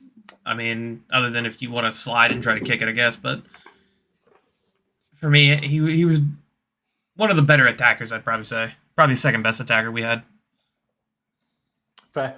I will probably go along with the 7. Also, I just want to appreciate the fact that he got himself through that slump of form that he definitely had. How much of that was to do with his shoulder injury, I don't know. But he certainly fought his way through that big slump of form that he had. And, we have to give credit because some players struggle more to get themselves through patches of bad form. And he's done that, at least so far. Let's get to Mason Mount then. Just unfortunate because the guy had an assist and a goal again today, like he did against Watford. What a goal it was, by the way. I mean, that's probably the most annoying thing about today. No, it's not. The most annoying thing is that we lost. But aside from the fact that we lost, is the fact that that goal is now completely irrelevant because what a goal it was. I mean, the ball from Ziyech was wonderful, but the fact that he attempted that volley side-footed into the near bottom corner, because 95% of players will try to smash it far corner with the volley. And that can arguably look even better if it goes right. But it's easier. Number one, easier. And the other option, of course, is just control it rather than go for the volley. But that volley was so perfect. That was outrageous. And also, yes, I know it's only a corner, but that corner for Thiago Silva's goal was actually a really, really, really good corner because it's not easy to score set pieces against West Ham when they have Zuma, when it's Diop, and when they have, what's the other guy's name? Dawson and Antonio coming back to defend as well, and Declan Rice and Fabianski is a good goalkeeper. So to score a set piece goal against them needs a really, really good delivery. So I know people say, oh, no open play assist. Doesn't matter. But it's see how many corners we have. Like, how many did we have today? 10? Sure, a lot of them were also Mount, and he only played 1 or 2 really good ones. But still, that was a really good one. So I have to give him credit, but the goal was just so good. I mean, it's another tough one because on a day where we win, I'd happily give him a 9.5, happily. But because we didn't win, even though nothing to do with him, there was even moments where we were hit on the counter, the man was sprinting back, trying or stop their counter attack basically by himself. But I will also say at 2-2, he had one chance where he should have scored. Should have done and hit it straight at Fabianski. Okay, maybe not should have scored is the harsh word, but he should have had a better shot than hitting it straight at Fabianski. When he shot from further out wide and it was a comfortable save, hey, that happens. It was far out. But one he had, and then also the header from Ruben into him, which is, by the way, one of another reasons why I thought Ruben should have been higher than a 6. But hey, people disagree apparently. When he got that, I think the chest control could be a bit better, and then he can get a shot away rather than, I think it was Bowen or maybe Kufal, whatever it was, blocking him out of it. I think, Kufal it was. But yeah, I go 8 because the goal was wonderful. Should have scored one more though, and if we go 3-2 up, maybe we win the game. But yeah, no, what a goal! What a goal! Honestly, wonderful, wonderful, wonderful, wonderful. I'll leave you last, Pies, because at the end I'll let you go through the last few ratings so we can just finish it off when you need to head off. So I'll go with you first, Clutch. What do you make of Mason Mount? I thought it was really good. I think I'm glad that he's gotten through that little spell that he had where he's been poor the last couple weeks. He's doing really well. I mean, he had 4 key passes today, so I mean, the intent was there from him. He was one of the only people still fighting to the very end to even try to do something. He was running up and down, always going for it. His corners weren't half bad today. So for me, I would go with an 8. I mean, that goal was absolutely insane. It was. So what did you say? What was your rating? I didn't hear it. 8. Fair dues. Jester, what do you reckon? Is 8? Would you go along with that? Would you go higher? Would you go lower? Well, I can't go any higher because we got beat. Yeah. Right. You instantly, that's an 8.5 to a 9 type game, but we got beat. So he has to go with the snowman today. He didn't really put anything wrong. Didn't do anything wrong. Didn't put a foot wrong. He was lively. It looked like the old Mason Mount is finally back. And that's always key because now it looks like Havertz is going to be 10 days to 6 weeks, most likely, if it's a high ankle sprain. It's just like the ones we've had with Lukaku, James, and Pulisic. So let's hope it's not. But if it is, Mount, I'm going to go 8 because we lose a half a point because we lost. Yeah, fair dues, fair dues. The only thing I hope for Havertz compared to Lukaku is because he's generally lighter, it will go quicker for his ankle to be okay because he doesn't have so much weight to carry around. And that's not because Lukaku is fat, that's not what I'm trying to say, but because he's just a huge guy. But yeah, I think obviously the 8 is pretty set in stone now, unless you're going to go drastically higher price. But what do you make of Mason Mount and how would you rate him? No, I think it's a resounding 8 for me. I think I agree with the other guys.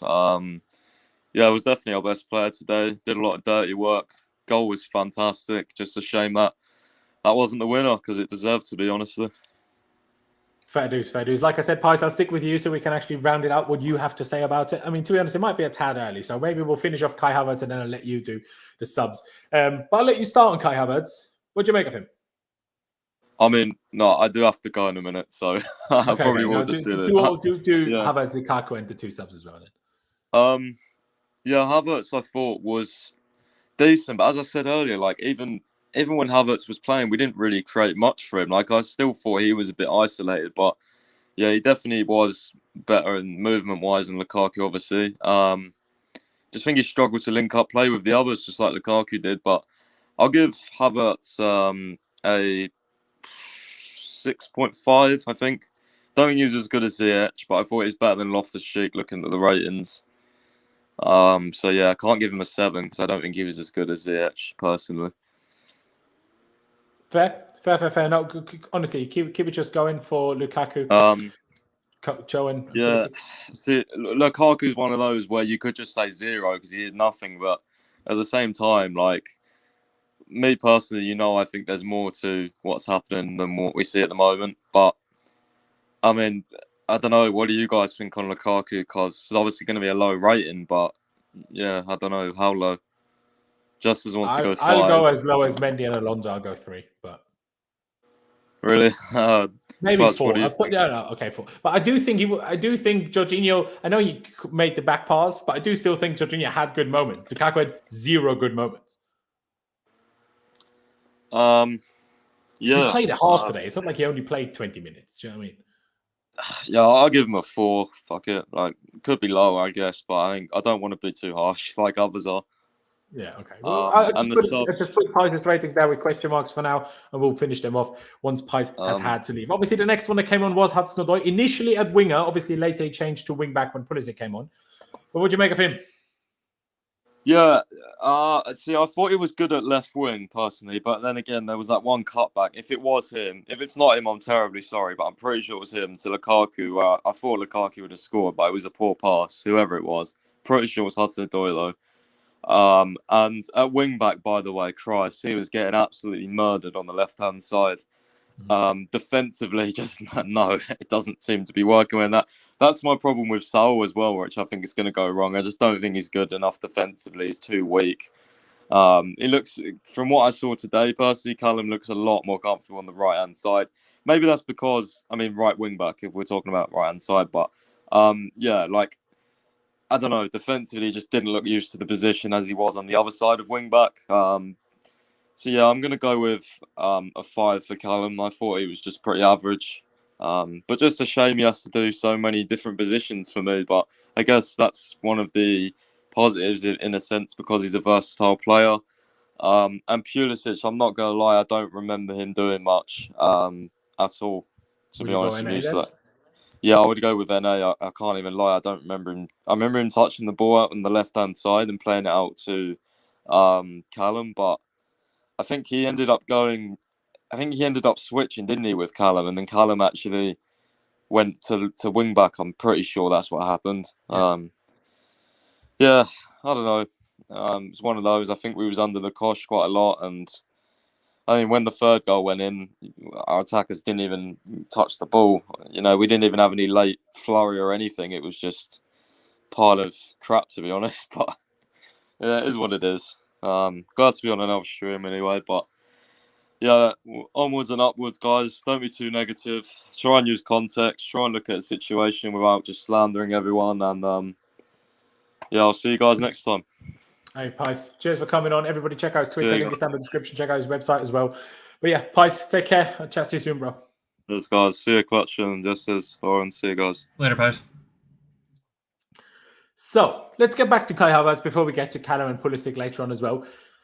Now, for me, Kai, if I just rated him without having then seen him come off and Lukaku play instead of him and how much worse that made us as a team, in my opinion, I would have probably gone 6 because I think his header was poor. I think, to be honest, I think even the moment where he got injured, he should have done better with and then doesn't get injured. I'm not blaming him for getting injured, but it's just if he shoots quicker, he doesn't get injured. And it was one other moment where the cutback wasn't great, but he still wasn't bad. I disagree with Price, though. I think Ruben was better than Havertz. Not better with this 6, but better with my 6.5. But I would have pushed Kai up to a 6.5 again, just because of how much worse we were when it wasn't Kai. So that's why I give him a 6.5, even though in terms of individual moments where I'm like, okay, you did that good and you did that good, it was limited for me. But I'll go with you, Clutch. What do you make of Kai Havertz and how would you rate him? His movement is so much better than Lukaku. He's the one making runs, right? But he had a couple times when he got the ball and it was poor, like, end product. He had a decent header, I guess. I mean, I went to 6.5. I think we were overall better with him than we were with Lukaku, so I'd tend to back a 6.5 for him. Cool. Jester, would you agree? Would you go lower? Yeah, again, he makes runs that it does things that people don't understand. He was the reason we looked better in the first half. Obviously, compared to Lukaku, he was far better. 6.5. Keep it short so we can move. Hopefully, it's not a bad injury, by the way. Hopefully. Just hope. Fingers crossed, honestly. Hopefully. I'll stick with you, Jester. Romelu Lukaku. Pi said 4. What would you say? He didn't, I know everybody said Pulisic NA. Lukaku would probably be close to an NA for me because he didn't do a whole lot. And whether that's his fault or the fault of the players playing with him or the way we lined up, that's a deeper conversation we can have when he's on the pitch. But you're put into a spot, you have to do something, provide something. So he didn't do anything bad, so I can give him a super low rating. So I would say a 5. Because I don't think I think Kai was probably 1.5 times better than him. So, but 1.5 times 5, wouldn't that be 7.5? Well, 1.5. You said you went 1.5. So, yeah. So I was thinking Sparta. Sorry. Man, quit killing the man. It's early over here still. I haven't even had breakfast yet. Sorry, bro. Sorry. Okay, you said 5, so let's do a 4.5 question mark so far. Clutch, what do you make of him? How would you rate it as well? Because I do see what both Pice and Jester said with you could almost give him an NA or a 0 because he just did do nothing.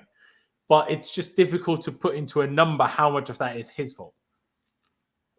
Yeah, I agree. I don't know how to rate him because it's like you can tell that we just don't know how to use him. We just don't have a clue what we want to do with him. Like it seems like Tuchel just wants him to be a target man, and like whenever you see him, it's always sitting there in the middle. He comes back to receive the ball back, but that's not his game. That's not what he does. And we never switch up the front three where he drifts over to the right. Maybe Mount comes into the middle, and it just never happens that way. For whatever reason, I mean, Kai does it. Why can't we do it with Lukaku the same way we do it with Kai? Maybe Kai's a little bit faster, and that's why. But I don't think there's any reason Lukaku needs to just be in the middle at all times. With that being said, he still played a half. I have to judge it off a half, and if I were to do that, I'd probably say a 4.5. Really? Okay. Like for me, it's a 3.5, and that's just because he didn't cost us a goal like Alonso and Mendy did. Because I don't think he could have played worse. Like, what could he have done worse than he did? I don't tell me honestly. Again, I'm not saying this is all his fault, but at the end of the day, he was on the pitch, and there was even one occasion, like Jester touched on earlier, and was it Jester? Maybe it was Pice, where like playing a bit off the right. He had this one moment there, and he was trabbing along with the ball, just walking with it until he played this little flick behind him to Mason. But I'm like, yeah, but now you flicked it to Mason for him to cross it in the middle when you're the guy that's meant to be in the middle to get on the end of said Mason cross. So how pointless is that then? It's like that. Like, what are you doing? So, like I said, I would have gone 3.5. I mean, we have 1.4, 1 3.5, 2 3.5s, through to 5.5, 4.5s. I can't talk apparently. So I guess a 4 it is then. But honestly, it's a big worry. But let me just say, as much as I was critical of him, because that's how I rate his performance. I do completely agree with what Pi said at the beginning. The guy does not look fit by any means. And the guy does not look like he was meant to have 45 minutes today. And the fact that it was said that him and Timo were warming up at halftime and then Timo in the end didn't come on, seemed like they weren't even sure, do we bring Rom, do we bring Lukaku, do we bring Timo? And I know Tuchel keeps saying Lukaku is pushing for a start. Well, didn't push for a start on the pitch today, lad. I'm sorry. Like, you really didn't. It's not enough if you're a bad Olivier Giroud, because that's how he played today. A bad performance of Olivier Giroud. That's what he did. He just stood there, back to goal, tried to lay it off. Half of them came on, half of them didn't. So, like, if you can't even do the layoffs properly, what's the point? And the guy doesn't win a single header. And I'm not talking about headers to score. I'm talking about headers from long balls. It's as pointless as when you play a long ball to Pulisic. He never wins them. Think about it. When you watch back, next time Lukaku plays, try to pay attention of how many high balls he wins in the air against the defender. Never. He always mistimes them every single time. And I've criticized this before his injury already, by the way. So, don't come at me saying, oh, he's blah, blah, blah, agenda or reactionary. I said this before the injury. He doesn't win those. And it's a really big problem that he doesn't win those to me. It's a really big problem. I'm like, so that makes you actually not like Giroud. That makes you worse than Giroud, because at least Giroud won those. That makes you Tammy Abraham without being a tap-in merchant, because Lukaku hasn't scored a tap-in yet. He did score a tap-in against Arsenal, but that was his first bloody game. Do you know what I mean? So, hey, here we are. Obviously, Joe will get the star rating. I forgot. But I'll go to you, Clutch. Hudson-Odoi. If you want to, obviously, elaborate what you give him for the few minutes that he was a winger and how you thought how it changed when he turned into wingback. I personally don't think it was that much different. I mean, like Pius said, he had that one moment where the pass should have been a lot better, and it wasn't. My problem with Cho up top is his indecisiveness. It's like his final third decision making is really poor, and it's something that has cost us. Did it cost us today? No, it's not the fault today. He's not at fault for it. Honestly, I just like him going to the left wing back position. I thought, like, what else are you gonna do? You're gonna leave Alonso there to keep getting burned? You're gonna bring Saul on? You're gonna put Pulisic there? I think Pulisic's way more of a liability than Cho is in the left wing back spot. I mean, Pulisic can't play defense to save his life, so I mean, to me, there was no other choice than to put Cho into the left wing back, and I thought he had a moment where his recovery speed versus Alonso is far different. There was one time he caught up to the guy, and Alonso there would have been a free cross. So I give him at least recovery speed for today. Defensively, it was not great, but it's still getting used to. I mean, this is probably his first time playing that position. I'd probably go with the 5. I don't think he was great in the front. I didn't think he was great in the back. I think he was just kind of average. Yeah, I'm just going to react quickly to what people in the chat said. Still, without errors, Chelsea probably win against West Ham and Man United. Yeah, but we made the errors. Do you know what I mean? So, first of all, yes, we did still make the errors, and we also beat Watford, even though we were awful. You can win and be bad. That does work. And I still think we played better than West Ham, even though we lost. But by our standards, we weren't good enough, quite frankly. On Callum, before I go to you, Jester, for me, it's the whole defensive problem to me. I'm not going to be too harsh on him for that, because that was us chasing the game.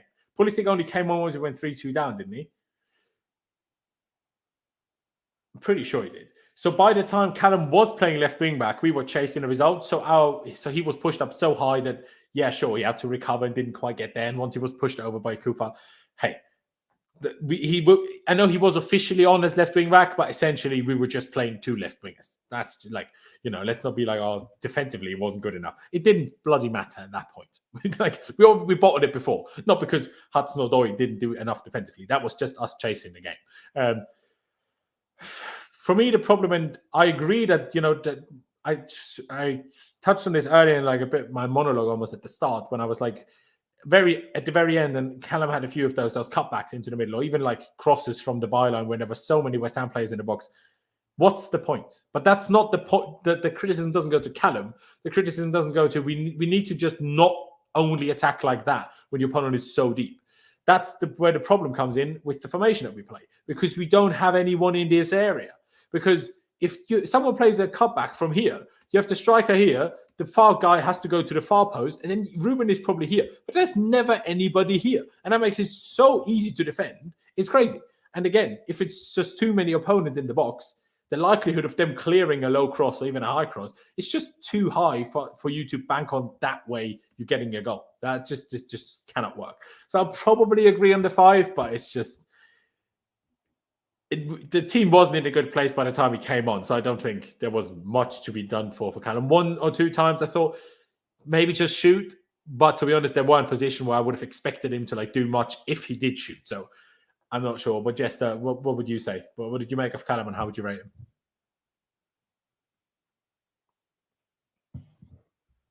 Oh, sorry about that. Mute bug got me again. So I'm going to say this one more time for everybody.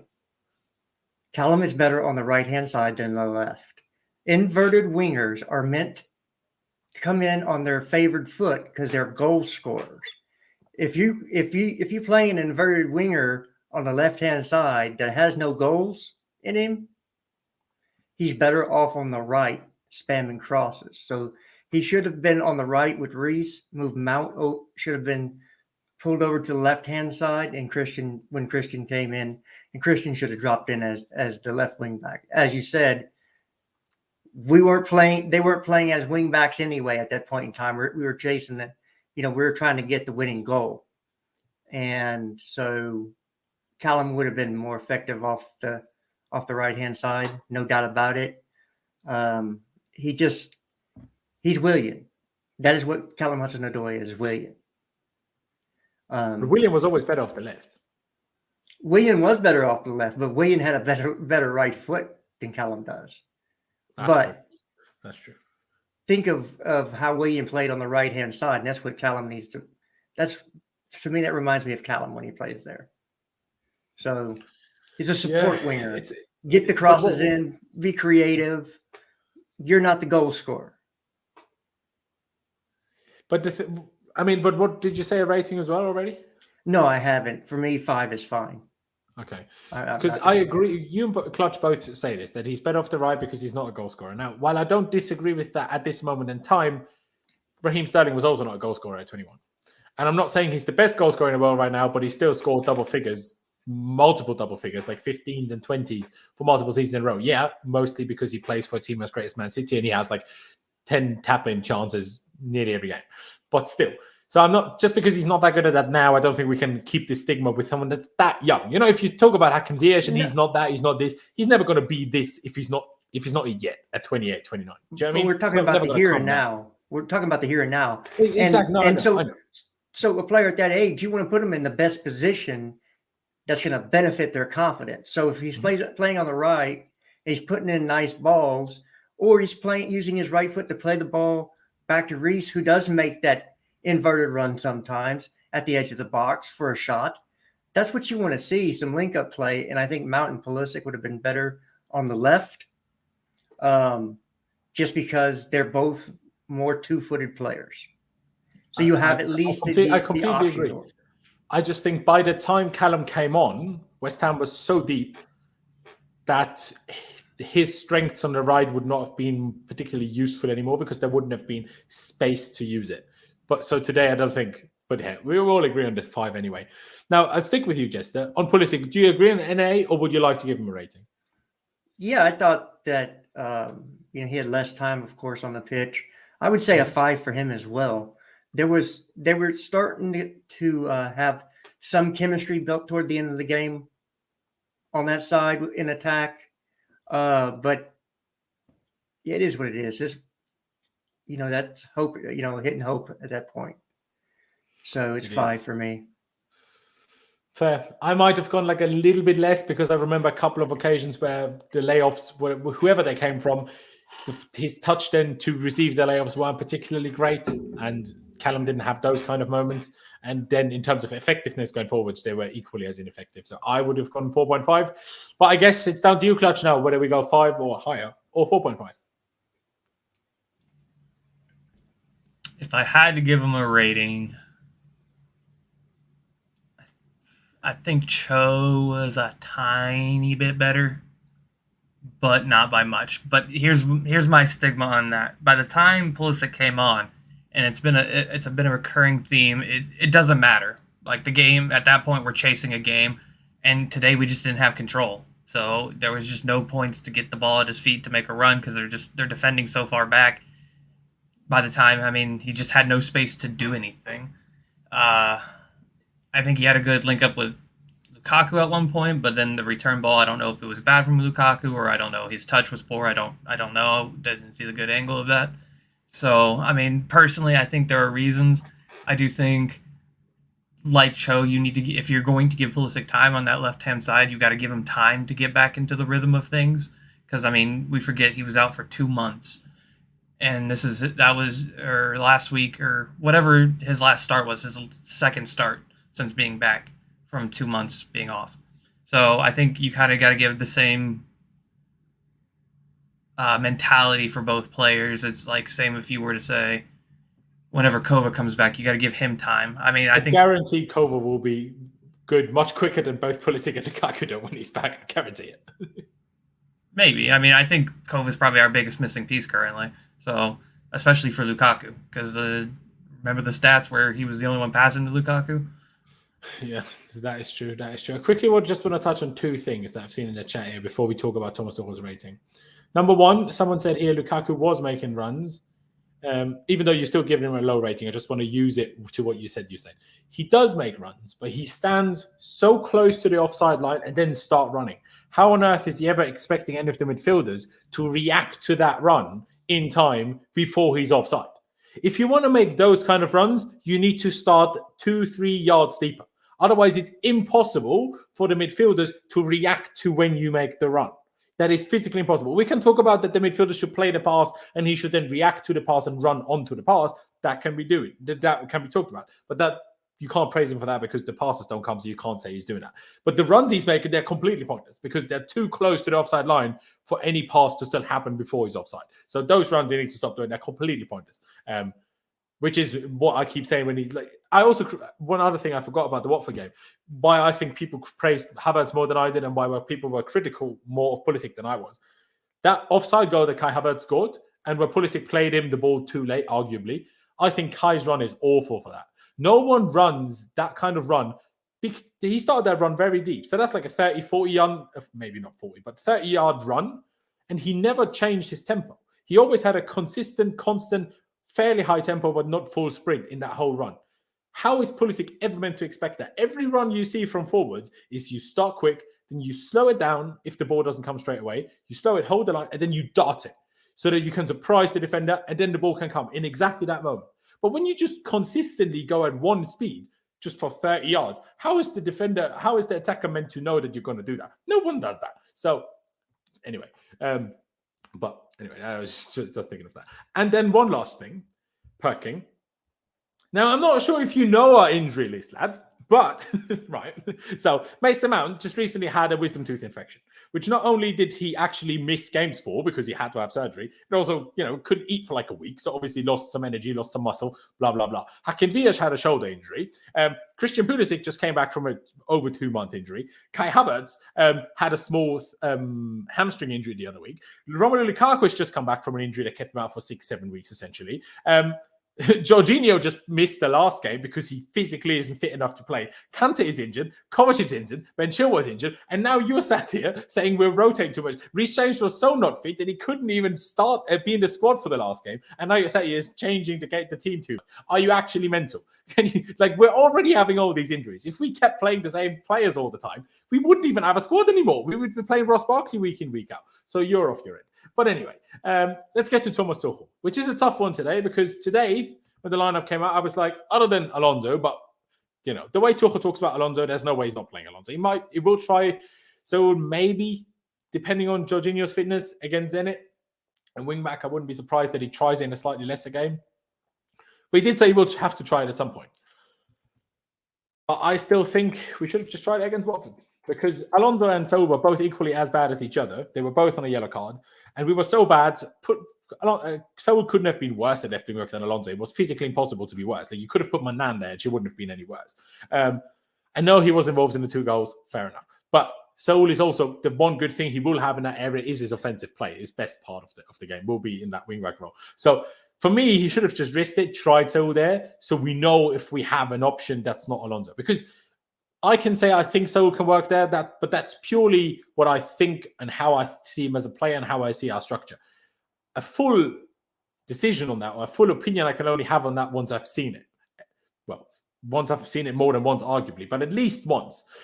But because we didn't do it last game, we couldn't do it again. And because we didn't see it last game, we can't do it in the next Prem game unless we do it against Zenit. So that part I didn't like, but that's not for today. So it's essentially today, I wasn't too unhappy with the team. Would I have preferred Pulisic or Callum, probably Callum, to start still? Maybe yes. But Hakim, Ziyech and Mason Mount both had great games, or good games at least. So there's not really much criticism I can have for him. The subs, now, you could say, in hindsight, bringing Lukaku on for the injured Havertz didn't work. Maybe it should have been Timo. Maybe it should have been Pulisic, because all we do know is Lukaku didn't work. We will never know if it would have worked better with the other guys, but we know it didn't work with them. So that's a bit of a problem. So for me, I'll give him because it's not all his fault and the team selection was all right, I'll give him an average 6 is going to be my rating. Clutch, what about you? It's a tough one. I think it is in the hindsight. I mean, I remember texting you at halftime saying, good God, don't bring on Timo. But now that I'm like, I've seen what I see, and I'm like, oh, maybe I was wrong. Because, I mean, I don't know. I mean, it didn't seem like the game for Timo. I still don't think it was the game for Timo. But do I think I want to see Pulisic at that false 9 again? No. So, I mean, I think Pius has got a point. You have to play Lukaku at some point because you got to figure him out. So, I mean, if you're going to figure him out, this is one of the games where you're going to have to. But at the same time, I don't think Ziyech should have came off when Ziyech came off. I think Alonso should have came off. Yeah. But the problem was all. At the time it was 2-2 in it, so he was probably not willing to quite take that risk, I presume.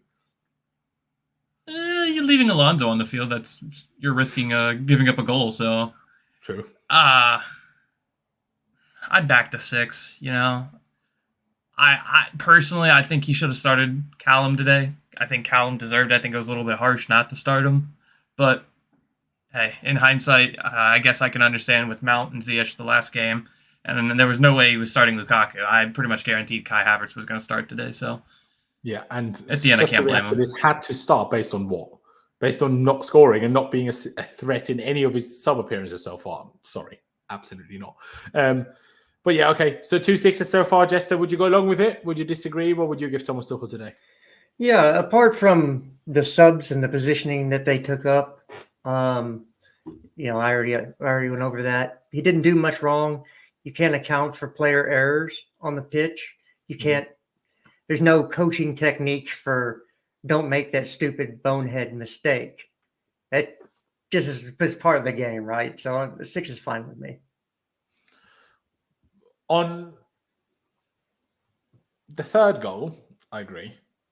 But on this first goal, on the penalty, I think that is partly Tuchel making sure that the players know if it's really dangerous, safety first and not keep possession first. So we're assuming that he doesn't do that and that Edouard Mendy's just following orders. He's not trying to look like Ederson on that play, maybe. That was my original thought that went through my mind when Mendy did that. Dude, you're not Ederson. You're not Brazilian. Only Brazilian keepers get to do that type of stuff. And even then, it doesn't come off. Yeah, it's true. I've seen Petr Cech do a Cruyff turn against Chicharito once. So, you know, everything's possible. Everything's possible. But I think, ladies and gentlemen, we're going to round it out here. Judging from the chat, Jota missed an absolute sitter. The problem part that I have is I don't know what minute we're in this game. So is this late? It's only 65th. 60. So yeah, let's not get ahead of ourselves too soon. But hey, Hopefully, we can get away with it. But to stay first ahead of Liverpool. Okay, if Liverpool draw, we would actually stay ahead of them. But if City draw, they would go ahead of us. Do they have a better goal difference by now than us? Maybe not, but Liverpool do. Regardless, I think we're going to round it out here. A tough one. A really tough one. Like, we started the game all right. Got a goal. Decent goal. Then we concede a stupid goal. We actually score. Like, that was close to half time. Like, when did we concede the equalizer? 37, 38, something like this. And then we actually still get 2-1 before half time. And we bottled the second half so bloody badly. By the way, just quickly, if people didn't notice, this is the first time Chelsea have lost from a winning position at half time in 3 years. That's a long time. That's a long time. And, you know, I would also say, I would have been equally as unhappy here if we drew 2-2 as I am now that we lost 3-2. Maybe not quite the same, but pretty much. So this whole unbeaten, and if we are in the lead at halftime for 3 years, doesn't really help if we get a draw. But we still did lose today, and that was just a problem. But yeah, we need to figure something out. Tuchel needs to figure something out. Lukaku does, and the teammates do, because now that Kai is out, presumably for at least a little while, we will need, because I don't want, even then, like, as much as I'm critical of how we work with Lukaku, Timo Werner as the 9 is even worse. So I'd rather Lukaku then, because at least Lukaku can score you a random header goal, which Timo never will. So, like Pice initially said, even though when he initially said that, I don't think he made it clear enough that he means now because Kai's injured. We need to just play him, and hopefully Thomas Tuchel, by the time we play Zenit, or at least by the time we play the next Premier League game, we've figured out a way to make it work with Lukaku in the side. Hopefully without Alonso, but, you know, maybe that's not going to happen until, maybe we'll try Saul, but maybe we'll just have to deal with that until either Chile's back or we sign someone new in January, because that's a problem. But yeah, I mean, like, I guess let's hope for Liverpool and City to drop points as well, because shit. But unfortunately, it's been a lovely run at the top of the league for a little while, but probably it's going to get taken off us now. Again, fingers crossed it doesn't. But if it does, there's no reason why we can't take it back. There's no reason why we can't take it back. Ladies and gentlemen, we're going to round it out here. Thank you guys for watching. Appreciate Jester and Clutch, and of course Pice as well, for coming on. Big up all of you guys. Their links are down in the description. Check them out on Twitter. Subscribe if you haven't already. We still have over 200 people watching, which I appreciate a lot. Hit that big red subscribe button. We're on the road to 15,000 subscribers. Every new subscriber counts, and honestly, just one click of a button, you make sure you don't miss any of our future previews and player rating live streams and any other new streams that we do on a regular basis. And of course, if you haven't already, please smash that like button for me as well. Really helps us out with the algorithm, and it's just one click of a button. Doesn't cost you any money, barely cost you any time. But yeah, ladies and gentlemen, thank you guys for watching. Up the shelves, upwards and onwards, and we'll see you next time.